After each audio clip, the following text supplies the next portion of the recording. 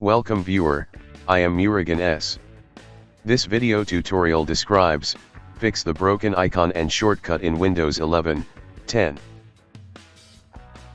Right-click Start button, click Run, type %local app data %, click OK.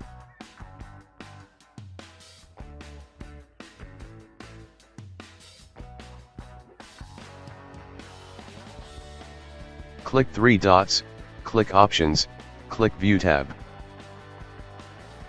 Check Show Hidden Files, Folders and Drives.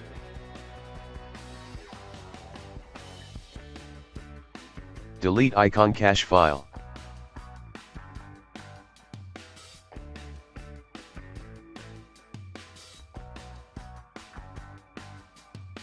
I hope this video tutorial helps to you. Please like, share and don't forget to subscribe my channel. Thank you very much. See you next video.